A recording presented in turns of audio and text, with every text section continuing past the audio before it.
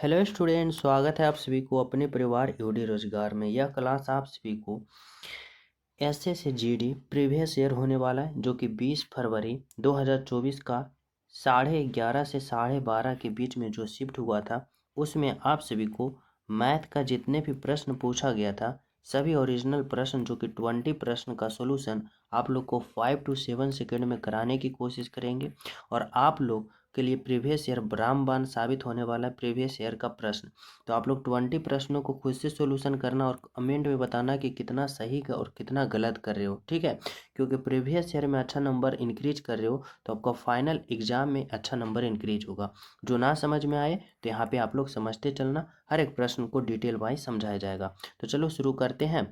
पहला प्रश्न देखो क्या कर रहा है भाई। देखो पहला प्रश्न यहाँ पे आप सभी से मैथ का पूछा जा रहा है कि एक व्यापारी अपने सामान को क्रय मूल्य पर 50% अधिक अंकित करता है, ठीक है। 20% छूट देता है। छूट देने के बाद व्यापारी को कितने प्रतिशत का लाभ हुआ। बिल्कुल ही सिंपल तरीका से समझाऊंगा, आप लोग यहाँ पे समझना। हमारा एग्जामिनर जैसे जैसे कहेगा वैसे वैसे हमें करना है। देखो हमारा एग्जामिनर कर रहा है कि एक व्यापारी ने अपने सामान को क्रय मूल्य पर 50% अधिक अंकित करता है। अगर मैं मान लिया यहाँ पे अंकित मूल्य मान लिया और यहाँ पे मैं मान लिया क्रय मूल्य, ठीक है। अब कर रहा है ना कि क्रय मूल्य से 50% अधिक अंकित करता है, ठीक है। अगर मान लिया क्रय मूल्य 100 है तो अंकित मूल्य क्या कर रहा है, 50% अधिक अंकित कर रहा है, यानी अंकित मूल्य हो जाएगा 150। यानी क्रय मूल्य 100 और अंकित मूल्य 150। अगर हम इसका रेशियो की बात करें तो नहीं रेशियो भी निकाल सकते हो, तो इस देख सकते हो आगे कर रहा है कि 20% छूट देता है। अब सभी विद्यार्थी को पता है कि छूट जो दिया जाता है ना, वह दिया जाता है अंकित मूल्य पर, कभी भी छूट क्रय मूल्य पर नहीं दिया जाता है, ठीक है। तो अंकित मूल्य पर छूट कितना दे रहा है भाई, तो छूट 20% दे रहा है। यानी 150 का सामान है और 20% छूट दे रहा है, यानी 80 में बेच रहा है, यानी 80/100 बेच रहा है। अब इसको काट दो, 2 जीरो से 2 जीरो होगा, 15×8 = 20 से, यानी अंकित मूल्य अब कितना हो गया, तो अंकित मूल्य अब 120 हो गया। 120 हुआ क्योंकि 20% का छूट दिया, पहले 150 था, 150 में 20% का छूट दिया, अब 120 हो गया। और क्रय मूल्य कितना है, क्रय मूल्य 100 है। अब हमारा एग्जामिनर पूछ रहा है कि कितने प्रतिशत का लाभ हुआ। अंकित मूल्य 120 और यहाँ पे क्रय मूल्य 100, लाभ कितना हुआ भाई, तो लाभ हुआ 20 का। और 20 का कितने पे, तो क्रय मूल्य कितना है 100, और गुने का कितना होगा 100, यानी 100 से 100 कट जाएगा, यानी क्या हुआ 20, यानी 20% हमारा लाभ हुआ, जो कि बिल्कुल सही है। आपका right answer option number A है, बिल्कुल बिल्कुल राइट आंसर। यहाँ तक सभी विद्यार्थी समझ पा रहे हो, तो चले नेक्स्ट पे।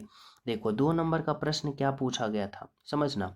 2 नंबर का प्रश्न यहाँ पे पूछा गया था कि 5 संख्याओं का औसत 32 है। यदि एक संख्या हटा दी जाती है और औसत 28 हो जाती है तो हटाई गई संख्या क्या होगा। एवरेज का प्रश्न है, बहुत ही सिंपल और आसान तरीका से समझाऊंगा, समझना।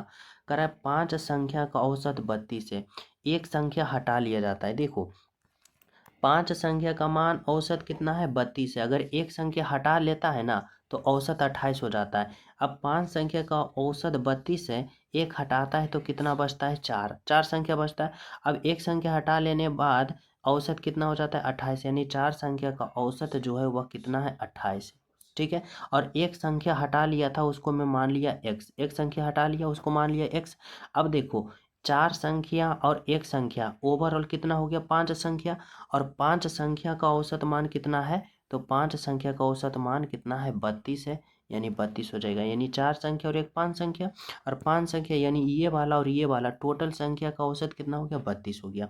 हमें बताना है कि हटाई गई संख्या कितनी थी, यानी ये संख्या जो हटाया है ना, ये संख्या हमें पता करना होता है। तो सिंपल तरीका से इसका क्या करना होता है ना, ये देखना है कि टोटल एवरेज 32 है और यहाँ पे एवरेज कितना है, 28 है। अब 32 से 28 हो रहा है, यानी 32 से 28 हो रहा है तो क्या हो रहा है, माइनस का हो रहा है, और माइनस का कितना हो रहा है, 4 हो रहा है। अब माइनस का 4 हो रहा है एक पे, तो 4 पे क्या होगा भाई, तो 4 चक्का 16, यानी माइनस का 16 होगा, यानी 4 पे कितना हो जाएगा, 16 हो जाएगा। अब x बराबर क्या होता है ना, सिंपल सा x बराबर होता है कि अगर इधर -16 में है तो इस तरफ x के तरफ आ जाएगा तो प्लस का 16 हो जाएगा, और प्लस का 16 होगा, यानी टोटल कितना था, तो 32 था, और प्लस का क्या हो जाएगा, 16 हो जाएगा, यानी 32 और 16 छो 2 8, और 3 1 4 यानी 48। यानी राइट आंसर क्या होगा? ऑप्शन नंबर ए होगा। क्या होगा? ऑप्शन नंबर ए होगा। बिल्कुल बिल्कुल राइट आंसर। यहाँ तक सभी विद्यार्थी समझ रहे हो? किसी को कोई दिक्कत नहीं है? तो चले नेक्स्ट प्रश्नों पे। बिल्कुल समझना 3 नंबर का प्रश्न क्या कर रहा है।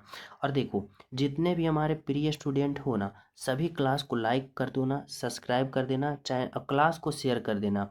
और मैं सब्सक्राइब करने इसलिए बोल रहा हूँ कि जितने भी प्रीवियस ईयर प्रश्न होगा 2024 का, हर एक चैप्टर बाय चैप्टर का सॉल्यूशन आप लोग को इसी तरह शॉर्ट तरीका से दूंगा। तो आप लोग क्या करना है कि चैनल सब्सक्राइब कर लोगे। इससे क्या होगा कि प्रतिदिन क्लास का अपडेट आप सभी को क्या होगा तो मिलता रहेगा। ठीक है, देखो यहाँ पे क्या कर रहा है, 3 नंबर का प्रश्न। देखो 3 नंबर का प्रश्न कर रहा है, यहाँ पे कर रहा है 32 से पहले की सभी अभाज्य संख्याओं का औसत क्या होगा। 32 से पहले जितने भी अभाज्य संख्या है ना, उसका औसत निकालना है। तो देखो 32 से पहले स्टार्ट करो। सबसे छोटी अभाज्य संख्या क्या होता है? 2 होता है, 2 होता है। फिर प्लस का क्या होगा? 3 होगा। फिर क्या होता है? 5 होता है। फिर क्या होता है? 7 होता है। फिर क्या होता है भाई? तो 7 के बाद 11 होता है। प्लस का कितना होगा? 13 होगा। प्लस का कितना होगा? 17 होगा। और प्लस का कितना होगा? 19 होगा। और प्लस का कितना होगा? तो देखो यहाँ पे लिखता हूँ, प्लस का कितना होगा भाई? तो प्लस का 19 के बाद 23 होगा। और 23 के बाद क्या होगा? 29 होगा। और 29 का बाद कितना होगा? 31 होगा। ठीक है, अब देखो इतना होता है। अब औसत बराबर अब क्या होगा? संख्या, कुल संख्या कितना है? तो 1 संख्या, 2 संख्या, 3 4 5 6 7 8 9 10 11। यानी टोटल की संख्या कितना होगा? तो 11 होगा। यानी 11 से हमें भाग दे देना है। क्या करना है? 11 से हमें भाग दे देना है। अब सभी को जोड़ोगे ना, 2 3 5 7 सभी को जोड़ोगे तो देखो जोड़ने के बाद कितना आएगा ना, 160 आएगा। यानी 160 आएगा और बट्टा का 11 हो जाएगा। अब देखो कितना मतलब लगेगा, तो 11 एकम का 11 और फिर यहाँ पे कितना होगा? 50 हो जाएगा। यानी 11 चौका 44 और दशमलव फिर क्या होगा? 11 पचे 55। और फिर यहाँ पे कितना आया? तो इतना। और फिर देखो यहाँ पे क्या है? तो यहाँ पे ऑप्शन नंबर ए में है, यानी 14.54। यानी राइट आंसर आपका क्या होगा? ऑप्शन नंबर ए होगा। ठीक है, कितना सिंपल से बन गया। तो चले नेक्स्ट पे। देखो यहाँ पे समझना क्या कर रहा है, 4 नंबर का प्रश्न। देखो 4 नंबर का प्रश्न कर रहा है ना कि 3 नोटबुक और 6 पेन का मूल्य इतना है। उतने ही पैसा में एक व्यक्ति ने एक नोटबुक और 12 पेन खरीदता है। कह रहा है यदि राजू 15 पेन खरीदना चाहता है तो उसे कितना रुपये भुगतान करना होगा। सिंपल तरीका से समझो। कह रहा है 3 नोटबुक और 6 पेन का मूल्य कितना है भाई? तो 3000 है। और उसमें से एक क्या करा है? उतने ही पैसा में एक नोटबुक क्या करा है? एक नोटबुक और 12 पेन खरीदता है। 12 पेन खरीदता है। कितना में खरीदता है? तो उतने ही में, यानी 3000 रुपया में खरीदता है। और यहाँ पे 3 नोटबुक क्या करा है? 3 नोटबुक और प्लस 6 पेन का दाम कितना है? तो यहाँ पे भी 3000 रुपया है। अब हमें क्या करना है? 12 पेन खरीदना चाहता है राजू, तो उसका कितना भुगतान करना पड़ेगा। यानी हमें यहाँ पे क्या करना पड़ेगा? यहाँ से हमें एक पेन का दाम निकालना पड़ेगा। तो कैसे करेंगे? तो अगर हमें 15 पेन निकालना है, 15 पेन का दाम, तो हमें क्या करना पड़ेगा ना, तो नोटबुक की हमें क्या करना पड़ेगा? नोटबुक को हमें बराबर करके काटना पड़ेगा। अब काटने के लिए हमें क्या करना पड़ेगा? इसमें गुना का 3, इसमें गुना का 3 और इसमें गुना का 3। अब देखो 3 नोटबुक माइनस करेंगे, कट गया। अब देखो 12 तिया 36, 36 पेन में 6 पेन जाएगा, कितना बचेगा? 30 पेन। अब यहाँ पे क्या होगा? 3 तिया 9, 9000 में 3000 जाएगा, कितना बचेगा? 6000। यानी पेन का मान कितना हो गया? यहाँ 30 दूना का 60 यानी 200। अब कह रहा है 15 पेन खरीदना चाहता है, एक पेन का मान 200, तो 15 पेन का मान कितना हो जाएगा भाई? तो 15 दूना का 30 और डबल जीरो, यानी कितना आ गया? तो यहाँ पे 3000 बोले तो ऑप्शन नंबर 3 होगा आपका राइट आंसर। समझ पा रहे हो? ये रहा चौथा प्रश्न। अगला प्रश्न समझना क्या कर रहा है, 5 नंबर का प्रश्न। 5 नंबर का प्रश्न करा, विद्यार्थी की वह अधिकतम संख्या ज्ञात करें जिसके बीच 1003 चॉकलेट और 2703 कैंडी इस प्रकार बांटी जाती है कि प्रत्येक विद्यार्थी को प्रत्येक चॉकलेट और कैंडी की समान संख्या मिले। ठीक है, अब सिंपल तरीका से देखो यहाँ पे समझना। यहाँ पे क्या कर रहा है? यहाँ पे आप लोग का ना क्या कर रहा है कि विद्यार्थी की अधिकतम संख्या ज्ञात करना है जिसमें चॉकलेट इतना है और कैंडी इतना है। तो देखो हम कैसे निकालेंगे, अधिकतम संख्या निकालने के लिए क्या करना पड़ता है, तो HCF यानी हम क्या करते हैं, तो मासा निकालते हैं। ठीक है, मासा यानी किस प्रकार से, तो सबसे छोटी संख्या से हमें क्या करना है, हमें बड़ी संख्या में यहाँ पे मासा निकालना होता है, यानी इतना सबसे छोटी संख्या बड़ा संख्या। ठीक है, अब देखो इसको सिंपल तरीका से 2 मरतम लगाएंगे, 3 दूना 6, 0 यहाँ पे 0 यहाँ पे 2। ठीक है, और यहाँ पे कितना हो जाएगा, तो ये 9 हुआ, 13, 13 में से 6 हो जाएगा, 1 मिनट, 13 में से 6 हो जाएगा, कितना बचेगा, तो यहाँ पे 7 बचेगा, यहाँ पे 9 बचेगा, और ये हो गया 7, 1 बकाया तो 6 हो गया। अब इसको घेरेंगे, कितना निकलेगा, 1 0 0 3। ठीक है, अब यहाँ पे कितना मरतम लगेगा, 1 मरतम, 6 9 7। अब यहाँ पे कितना होगा, तो यहाँ पे हो जाएगा, यहाँ पे 13, 13 में से 7 जाएगा, कितना बचेगा भाई, तो यहाँ पे 6 बचेगा, और यहाँ पे क्या हो गया, तो यहाँ पे हो जाएगा 0, और यहाँ पे क्या हो जाएगा, यहाँ पे हो जाएगा 3। ठीक है, यानी 306 कितना आया, 306। अब इसको घेरेंगे, फिर कितना आएगा, तो 6 9 7। ठीक है, अब इसको कितना मरतम लगाएंगे, तो यहाँ पे लगाएंगे हम 2 मरतम। 2 मरतम में अगर लगाते हैं तो 6 दूना का 12, और 0 एकम 0 1, और 3 दूना का 6। ठीक है, अब यहाँ पे घटाएंगे तो 5 हो जाएगा, यहाँ पे 8 हो जाएगा, और यहाँ पे कटकुट यानी 85 आया। अब इस 85 को देखो हम यहाँ लिखते हैं, और 85 यहाँ पे है, और 85 के बाद कौन आ जाएगा, तो 306 आ जाएगा। कौन सा आ जाएगा भाई, तो 306 आ जाएगा। यहाँ पे कितना मरतम, 3 मरतम, 5 या 15 5 बाकी 1, 8 या 24, 24 और 1 25। ठीक है, यहाँ पे 1 आया, यहाँ पे 5 51, फिर 85, फिर कितना मरतम लगाएगा, तो यहाँ पे अगर हम 1 मरतम लगाते हैं तो यहाँ पे क्या आएगा, 51 आएगा। इतना करना पड़ेगा, 4 और यहाँ पे 3, फिर 1 मरतम लगाएंगे तो कितना मरतम लगेगा, 1 मरतम, यानी यहाँ पे क्या आएगा, 34। अगर हम 51 में 34 को माइनस करते हैं, 51 में हम 34 को माइनस करते हैं तो हमें 17 प्राप्त होता है। देखो मैं यहाँ पे लिखता हूँ, यहाँ पे 1 मिनट कलर चेंज कर लेता हूँ। देखो 51 में अगर हम 17 को माइनस करते हैं कितना आता है, तो 51 में 34 को माइनस करते हैं 17, और फिर ये 34 जो है ना, ये वाला 34 यहाँ पे आ जाएगा, और फिर कौन आ जाएगा, 17 दूना का 34। देखो अब जाके कटा, अब जाके कटा, यानी 17 व्यक्ति जो है, यानी कितना समान विद्यार्थी को मिलेगा, तो 17 समान विद्यार्थी को। तो राइट आंसर क्या होगा, ऑप्शन नंबर 1 होगा। 17 जो होगा बिल्कुल राइट आंसर होगा, बिल्कुल सही होगा, ऑप्शन नंबर 1। समझ पा रहे हो, तो इतना करना पड़ेगा। यह प्रश्न इसलिए एग्जामिनर दिया कि थोड़ा सा आप लोग टाइम टेकिंग हो, लेकिन आप लोग का कैलकुलेशन मजबूत होगा, बिल्कुल ही आसान और राइट आंसर कम समय में प्राप्त कर लोगे। ठीक है, अगला प्रश्न समझना क्या करा है, 6 नंबर का। देखो 6 नंबर का प्रश्न समझना क्या करा है 384 मीटर लंबी एक रेलगाड़ी बिजली के खंभे को 12 सेकेंड में पार करती है। ठीक है, और विपरीत दिशा में यात्रा कर रही समान लंबाई की दूसरी रेलगाड़ी 12 सेकेंड में पार करती है। दूसरी रेलगाड़ी की चाल कितनी होगी। सिंपल तरीका से समझना, यहाँ पे 384 मीटर लंबी एक रेलगाड़ी है और 12 सेकेंड में पार करती है। सबसे पहले इसका चाल निकालो। पहली रेलगाड़ी की अगर हम चाल की बात करें ना, चाल बराबर दूरी बटा समय। दूरी कितना है, 384 मीटर, समय कितना है, 12 सेकेंड। अब इसको काटो, 12 24, 12 तिया का 36, और 12 दूना का 24। पहली रेलगाड़ी की चाल कितना है, 32 मीटर पर सेकेंड। कह रहा है विपरीत दिशा में यात्रा कर रही समान लंबाई की दूसरी रेलगाड़ी 12 सेकेंड में पार करती है। अब 12 सेकेंड में, अब देखो दोनों रेलगाड़ी क्या हो रहा है, विपरीत दिशा में, तो दोनों रेलगाड़ी की सापेक्षिक चाल यहाँ पे निकलेगा ना, यहाँ पे दोनों रेलगाड़ी का सापेक्षिक चाल निकलेगा। क्या निकलेगा, सापेक्षिक चाल। यहाँ पे मैं लिख देता हूँ, सापेक्षिक सापेक्षिक चाल निकलेगा। दोनों रेलगाड़ी की सापेक्षिक चाल, चाल बराबर क्या होता है, दूरी। अब दूरी देखो, एक रेलगाड़ी 384 मीटर, और कह रहा है विपरीत दिशा में जो जा रहा है ना, समान लंबाई, यानी उसका भी लंबाई 384। अब 384 और प्लस का 384 विपरीत दिशा में जुड़ जाता है दूरी, तो दोनों को जुड़ जाएगा, समान लंबाई का है। और समय क्या लग रहा है, तो यहाँ पे देखो 12 सेकेंड, तो 12 हो जाएगा। अब इसको जोड़ो तो 4 4 8 हो जाएगा, 8 8 16 का 6 बाकी 1, 3 3 6 1 7, और बटा 12। अब इसको काटोगे कितना आएगा, तो 12 पचे 60, 12 छक 72, और 12 चौका 48, 64। अब देखो हमें पूछ रहा है दूसरी रेलगाड़ी की चाल। अब दूसरी रेलगाड़ी की चाल कैसे निकलेगा, तो पहली रेलगाड़ी की चाल 32 मीटर, समझना यहाँ पे पहली रेलगाड़ी की चाल 32 मीटर पर सेकेंड है, और दोनों की सापेक्षिक चाल 64 मीटर है। तो दूसरी के क्या होगा भाई, तो टोटल में यानी 64 में हमें क्या करना है, पहली को घटा देंगे, यानी 32 मीटर पर सेकेंड जो हमें निकलेगा, दूसरी की सापेक्षिक चाल, जो कि ऑप्शन नंबर 4 में है आपका राइट आंसर। ठीक है, समझ पा रहे हो यहाँ तक? तो चलिए नेक्स्ट पे समझना। यहाँ पे 7 नंबर का प्रश्न। 7 नंबर का प्रश्न करा, यदि 6 पेन का क्रय मूल्य 5 पेन का विक्रय मूल्य के सामान्य हो तो लाभ या हानि प्रतिशत ज्ञात करें।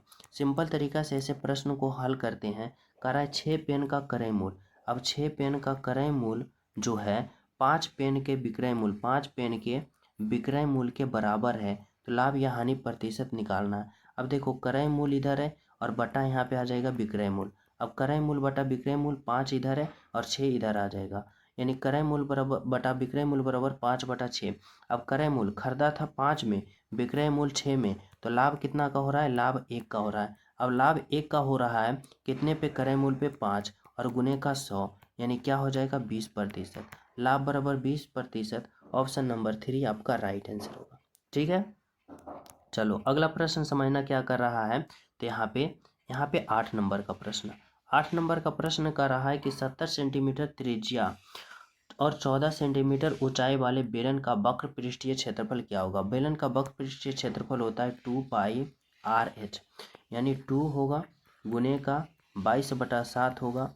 आर त्रिज्या की बात करें तो 70 सेंटीमीटर त्रिज्या 70 होगा, और एच ऊंचाई की बात करें तो 14 सेंटीमीटर होगा। अब 7 से काटोगे, 7 दहें का 70। अब देखो 22 गुने का 2, 22 दूना का 44, यानी 44, और 10 है तो 0 हो जाएगा, और गुने का 14 हो जाएगा। अब गुना करो, 0 होगा, 14 चक्का 56 के 6 बाकी 5, और 14 चक्का 56, और 56 और 5 कितना होगा? तो 61 होगा, यानी 6160 सेंटीमीटर। ऑप्शन नंबर ए होगा राइट आंसर। ठीक है, अगला प्रश्न समझना। 9 नंबर का प्रश्न। 9 नंबर का प्रश्न क्या कर रहा है भाई?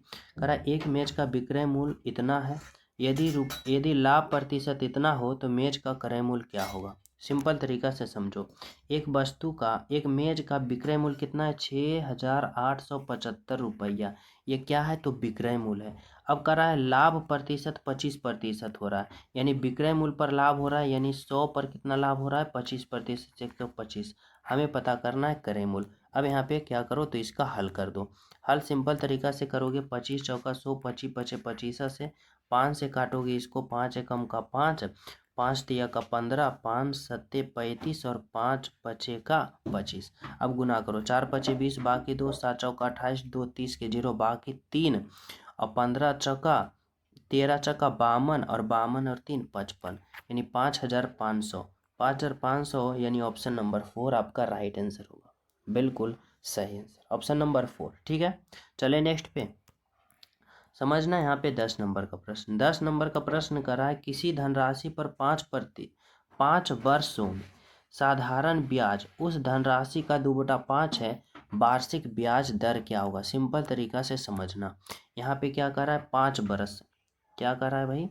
तो यहाँ पे 5 वर्ष, यानी समय कितना दे रखा है? यानी टी बराबर कितना है? 5 वर्ष।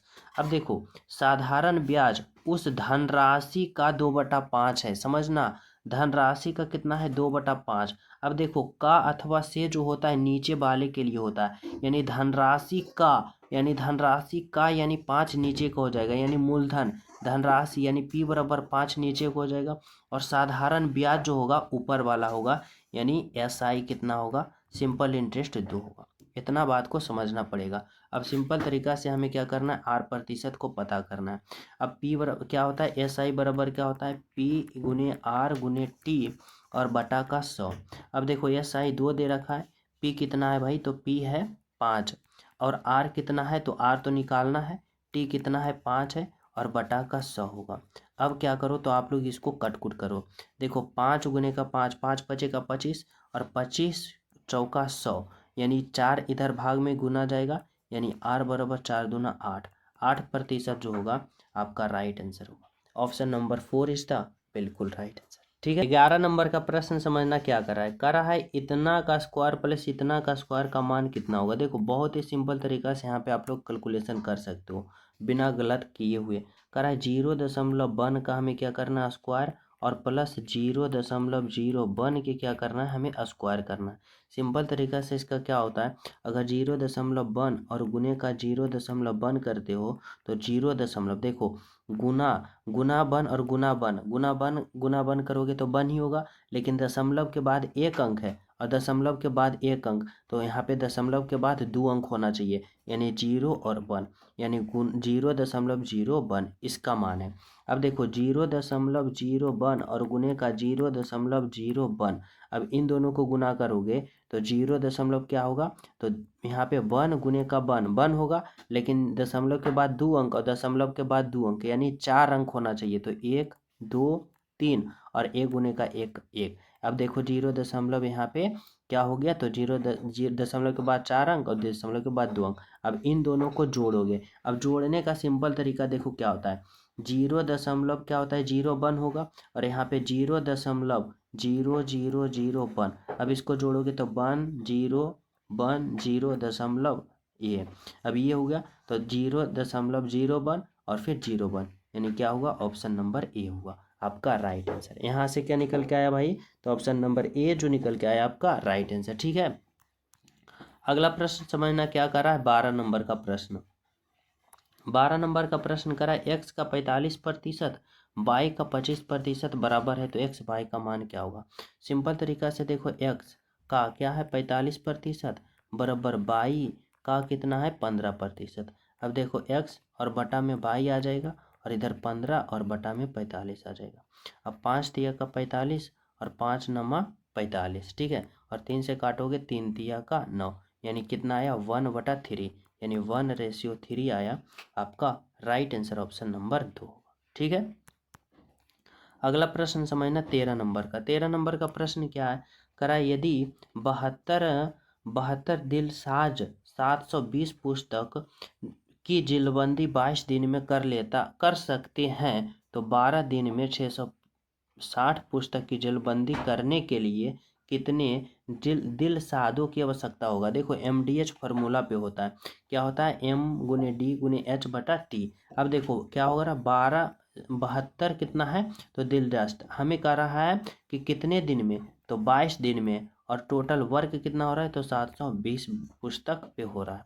अब उसी प्रकार देखो क्या करा है, 12 दिन में, यानी 12 दिन में, और करा कितने दिलदस्तों की आवश्यकता होगा, तो मान लो x का आवश्यकता होगा, और कितने पुस्तक पे काम हो रहा है, तो 660 पुस्तक पे। अब इसको काट दो यहाँ से। अब देखो यहाँ पे क्या कर सकते हो, तो ये 72 से ये 72 कट गया, अब इससे काटोगे तो 11, और इससे कटोगे तो 6 होगा। अब देखो इससे काटोगे 6 से तो 11 मारता हूँ, यानी 11 इधर और इधर क्या होगा, यहाँ पे गुना में चल जाएगा, यानी x बराबर क्या होगा, 11 गुने का 11 121, 121 जो होगा ऑप्शन नंबर 3 आपका राइट आंसर। ठीक है, ऑप्शन नंबर 3 इसका बिल्कुल बिल्कुल राइट आंसर। समझ पा रहे हो, तो चले नेक्स्ट पे। यहाँ पे देखो 14 नंबर का प्रश्न समझना क्या कर रहा है, एक वस्तु का अंकित मूल्य उसके क्रय मूल्य का 60% अधिक है, यदि वस्तु पर 20% की छूट दी जाती है तो लाभ प्रतिशत कितना होगा। सिंपल तरीका से समझो, अंकित मूल्य क्रय मूल्य से 60% अधिक है, यानी यह अंकित मूल्य जो है ना, इस क्रय मूल्य से क्या है भाई, तो 60% अधिक है, यानी क्रय मूल्य 100 है तो ये 160 है। वस्तु पर 20% का छूट दिया जाता है, और छूट जब भी दिया जाता है तो अंकित मूल्य पर, यानी अंकित मूल्य पर 20% छूट देता है, यानी 160 का क्या हो जाएगा 80, और बटा का क्या हो जाएगा 100। अब 1 0 से 1 0 1 0 से 1 0, अब 16 8 28 से, यानी अंकित मूल्य अब कितना हो गया भाई, छूट देने के बाद, तो अंकित मूल्य 128 और क्रय मूल्य 100। पूछ रहा है लाभ प्रतिशत क्या होगा, अंकित मूल्य इतना है, क्रय मूल्य इतना है, लाभ कितना का हुआ 28 पे, कितना का, तो 100 का, और गुने का 100, यानी 100 से 100 कटा, 28% क्या होगा आपका लाभ होगा, ऑप्शन नंबर 2। ठीक है, चलो अगला प्रश्न समझना क्या कर रहा है, 15 नंबर का प्रश्न। 15 नंबर का प्रश्न देखो क्या कर रहा है, किसी संख्या के 20% का 25% इतना के बराबर है, तो 35% कितना होगा। देखो किसी संख्या, मान लो x का 20% यानी 20/100 का 25% यानी 25/100 कितना है भाई, तो 250 है, कितना है 250। अब इसको काटो, देखो कैसे काटोगे, तो 25 चौका 100 और 20 बचेगा 100। ठीक है, अब x बराबर देखो 5 चौका 20 और 20 गुने का यहाँ पे 250 करोगे, तो 1 0 1 0 और यहाँ पे कितना होगा 500, यानी कितना हो गया, तो 5000। अब कह रहा है ना कि उस संख्या का यानी 5000 का 35%। अब 5000 का 35% यानी 35/100। अब 2 जीरो से 2 जीरो कटेगा। अब देखो 35 गुने 50 करोगे तो 1 जीरो, 5 पचे का 25, बाकी 2, और यहाँ पे 5 या 15 और 2 17, 1750। 1750 बोले तो ऑप्शन नंबर 2 होगा आपका राइट आंसर। ठीक है, ऑप्शन नंबर 2 इज द बिल्कुल करेक्ट आंसर। अगला प्रश्न समझना 16 नंबर का। 16 नंबर का प्रश्न देखो क्या करा है 9,000 रुपया 80% वार्षिक चक्रवृद्धि ब्याज की दर पर अर्धवार्षिक रूप से हो तो उधार दिया जाता है, तो 12 महीना का चक्रवृद्धि ब्याज कितना होगा। देखो 9,000 प्रिंसिपल कितना है भाई, तो 9,000 रुपया क्या है प्रिंसिपल।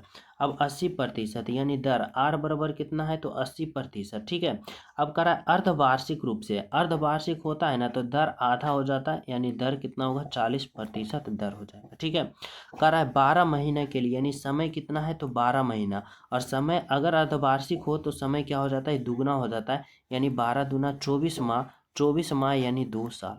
कितना होगा 2 साल होगा। ठीक है, अब कह रहा है कि ब्याज ज्ञात करें, तो देखो सिंपल तरीका से यहाँ पे फॉर्मूला लगा सकते हो, P/1+R/100 एन हो जाएगा, और माइनस का 1 इस तरह से निकाल सकते हो। अगर स्मार्ट तरीका हो, शॉर्ट तरीका से सोचते हो तो देखो प्रिंसिपल कितना है 9,000, कितना है 9,000। अब कर रहा है प्रिंसिपल 9,000 है, यानी प्रिंसिपल हमें बटा में 100 हो जाएगा। अब हमें क्या कर रहा है कि दर निकालना है, तो दर देखो 40% के 2 वर्ष के हमें सक्सेसिव निकालना होता है, तो 40 यहाँ पे निकाल देते हैं, तो 40 होगा, प्लस का 40 होगा, और गुने का 40, और गुने का 40, और बटा का 100 हो जाएगा। अब देखो 40 40 80 हुआ, और 1 0 1 0 1 0 1 0, यानी 4 गुने का 4 कितना होगा, तो यहाँ पे 16 होगा। अब 16 जुड़ जाएगा, 80 प्लस का 16 जोड़ोगे कितना आएगा, तो यहाँ पे 96, यानी इतना का हमें सक्सेसिव निकाले ना, यानी 40 के 2 साल का सक्सेसिव निकालें तो हमें कितना आया, तो 96 आया। अब 96 हमारा क्या हो गया, तो 96 हमारा ब्याज हो गया, यानी यहाँ पे हमें क्या करना पड़ेगा, तो यहाँ पे ब्याज आ गया कितना 96। अब 2 जीरो से 2 जीरो कटा, अब इसको यहाँ पे गुना कर दो, 1 जीरो यहाँ पे हो गया, 6 नमा 54 का 4, बाकी 5, और 9 नमा 81, 5 86, यानी 8,640, 8,640। अगर देखो यहाँ पे समझ में नहीं आया कि कैसे किए, तो देखो प्रिंसिपल कितना है 9,000, अब प्रिंसिपल 9,000 है तो प्रिंसिपल को भागा प्रिंसिपल से, यानी 100 से गुना करेंगे, 100 से भाग देंगे, और गुना का हमें क्या करना है, तो ब्याज, यानी ब्याज निकालना है। अब ब्याज कैसे निकालते हैं, तो 40 दर कितना है 40%, समय कितना है 2 साल, अगर समय 2 साल तो 2 बार हम 40 का सक्सेसिव निकालेंगे, 3 साल रहेगा तो 3 बार निकालेंगे, और गुना के कर देंगे। अगर इस तरह से समझ में ना आया तो आप लोग यहाँ पे चक्रवृद्धि ब्याज CI वाला जो फॉर्मूला आता है उससे निकाल सकते हो। राइट आंसर इतना ही आएगा। ठीक है, अगला प्रश्न देखो 17 नंबर का समझना। 17 नंबर का प्रश्न क्या करा है P, Q और R के बीच इतना रुपया को क्रमशः इतना में बांटा जाता है, तो R का हिस्सा क्या होगा। देखो यहाँ पे P है, Q है और R है।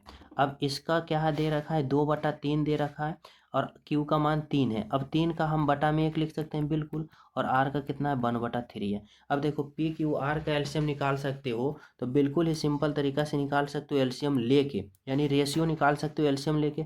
लेकिन अगर स्मार्ट तरीका से सोचते हो तो देखो हम P और Q और R का रेशियो इस तरह से निकाल लेंगे। अगर हमें P का निकालना है तो क्या करेंगे ने, हम P को निकालेंगे तो हम नीचे वाले को झाप देंगे। अब नीचे वाले को झाप देंगे तो बचा ऊपर। अब P वाले को हमें निकालना है तो ऊपर वाले को लेना है, और बाकी Q और R को नीचे वाले को लेना है। ठीक है, हम जिसको निकाल रहे हैं सिर्फ उसको ऊपर लेना है, ऊपर वाले संख्या लेना है, और जो बाकी बचेगा उसको नीचे वाले ले लेना है और गुना कर देना है। 2 एकम का 2 और गुने का 3, 3 एकम का 3 और 3 दूना का 6, यानी कितना आया 6, तो यहाँ पे 6 लिखेंगे।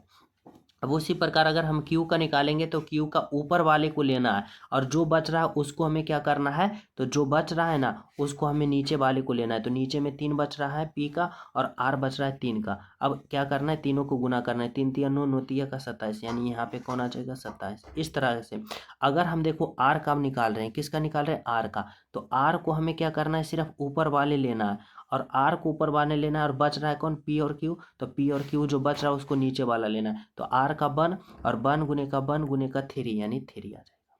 तो इस तरह यानी जिसको हमें निकाल रहे हैं ना उसको ऊपर लेना है, और बाकी जो बचा है उसको नीचे वाला लेना है और गुना करना है, लिखना है। ठीक है, अब देखो इसको काट सकते हो, 3 दूना का 6, 3 नमा का 27, और 3 एकम का 3, यानी PQR का रेशियो इतना आया। और टोटल कितना करा है 84, यानी 8400। और टोटल कितना है 9 1 10 और 2 12, 12 आ गया।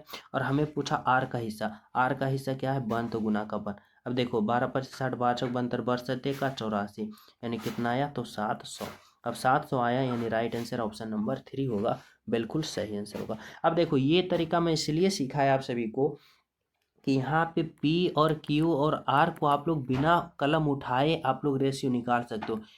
जिसको हमें P को निकालना है तो P को ऊपर वाले को लेना है और बाकी नीचे वाले को गुना करना है, डायरेक्ट लिख देना। एलसीएम तेलसीएम कोई नहीं, डायरेक्ट यहाँ पे माइंड में कैलकुलेशन फास्ट होगा, इसलिए ये तरीका आप सभी को बताया। ठीक है, समझ रहे हो। अगला प्रश्न समझना क्या कर रहा है 18 नंबर का। और सभी विद्यार्थी क्लास को लाइक शेयर जरूर कर देना। जो यहाँ तक पहुँच गए चैनल सब्सक्राइब जरूर कर लेना, क्योंकि प्रतिदिन क्लास का अपडेट आप सभी को मिलता रहे। ठीक है, देखो 18 नंबर का प्रश्न कर रहा है कि एक गोले की त्रिज्या 50% वृद्धि की जाती है तो गोले का आयतन में कितने प्रतिशत वृद्धि होगा। इसका सिंपल तरीका सा फॉर्मूला होता है। क्या फॉर्मूला होता है? फॉर्मूला होता है 3r प्लस का 3r स्क्वायर बटा का 100 और प्लस 3 प्लस R³ बटा का 1000, यानी 1000। ठीक है, अब सिंपल तरीका से इस पे आप लोग को कर देना। अब देखो 3 होगा गुने R का, यहाँ पे त्रिज्या कितना है 50 होगा, प्लस का 3 होगा गुने का 50 गुने का 50 और बटा का क्या होगा 100। फिर यहाँ पे क्या होगा तो 50 गुने का 50 और गुने का 50 और बटा क्या होगा तो यहाँ पे 1000। अब काटो एक, यहाँ पे देखो अब काटना है सिंपल तरीका से। यहाँ पे काटो 1 0 1 0 1 0 से 1 0 कटेगा। यहाँ पे 3 गुने का 50 क्या होगा तो 5 तिया का 15 150 प्लस का 5 पचे 25 और 25 तिया का 75 प्लस का। फिर यहाँ पे 1 0 2 0 3 0 1 0 2 0 3 0 5 पचे 25 और 25 पचे 25 80। अब इसको जोड़ दो। अब इसको अगर हम जोड़ते हैं तो यहाँ पे कितना आ जाएगा, यहाँ पे सॉरी यहाँ पे देखो 1 0 और होगा, माफ़ करना, यहाँ पे 1 0 और होगा। अब 1 0 और होगा तो इसके लिए यहाँ पे दशमलव, यहाँ पे क्या आ जाएगा तो 1 0 आ जाएगा। ठीक है, यहाँ पे 1 0 आ जाएगा। अब अगर हम इसको सिंपल तरीका से जोड़ना चाहते हैं तो देखो 10 है, अगर इस 10 को हटा देंगे तो यहाँ पे दशमलव आ जाएगा, दशमलव आ जाएगा 12.5। अब हमें क्या करना है जोड़ देना है। तो देखो इसको जोड़ो तो यहाँ पे 2 और 5 क्या होगा 7, और 7 और 0 कितना होगा तो 7 होगा, 7 हुआ। फिर देखो 1 और 7 8, और 8 और 5 कितना होगा तो 13 के 3, बाकी 1 और 1 1 2, यानी कितना आ गया तो 237 और दशमलव का 5 है तो दशमलव का 5 हो जाएगा। ये क्या रहा तो हमारा राइट आंसर, यानी ऑप्शन नंबर यहाँ पे 2 होगा, बिल्कुल सही होगा। ठीक है, तो सिंपल तरीका से यहाँ पे क्या हो जाता है ना, यहाँ पे इसका सूत्र होता है 3r प्लस 3r स्क्वायर बटा 100 प्लस का R³ बटा का 10,000। यहाँ पे हम एक शून्य मिस कर दिए थे, यानी राइट आंसर आपका ऑप्शन नंबर 2 होगा। ठीक है, अगला प्रश्न समझना 19 नंबर का। कह रहा है दो संख्याओं का गुणनफल इतना है, उसका महत्तम समवर्तक कितना है तो लघुत्तम समवर्तक क्या होगा। अब देखो इसका फार्मूला होता है कि पहली संख्या और गुने का दूसरी संख्या बराबर क्या होता है तो लासा होता है और गुने का मासा होता है। अब देखो दो संख्याओं का गुणनफल कितना दे रखा है तो 720 दे रखा है, जिसमें से महत्तम कितना है 4 है तो लघुत्तम बताना है, यानी लघुत्तम हमें बताना है और महत्तम 4 दे रखा है। यानी लघुत्तम बराबर क्या हो जाएगा तो गुना में है तो इधर भाग में आ जाएगा, यानी 72 720 में 4 से भाग दे देना। अब कितना आएगा तो देखो 18 चौक 72 180 आया, और 180 जो है ऑप्शन नंबर 3 में आपका राइट आंसर। ठीक है, तो चलिए नेक्स्ट पे देखो 20 नंबर का प्रश्न समझना क्या करा है स्वपल्ली 16 दिन में एक सोफा बना सकता है। रेवती साथ मिलकर काम करते हुए वे काम को इतना दिन में पूरा कर सकता है।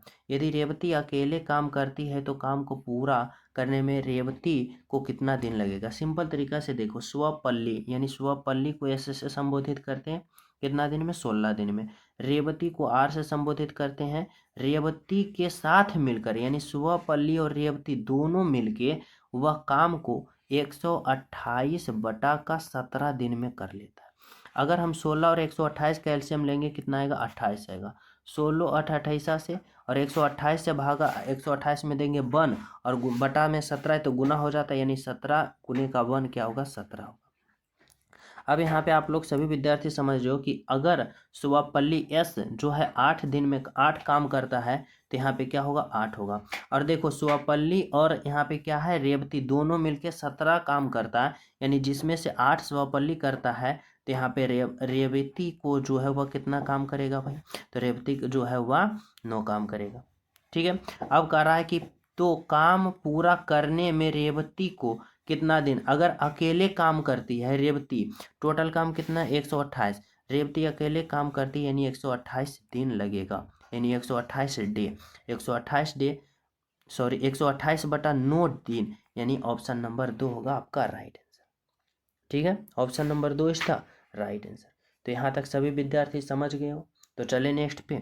अब नेक्स्ट नहीं यानी 20 प्रश्न हो गया।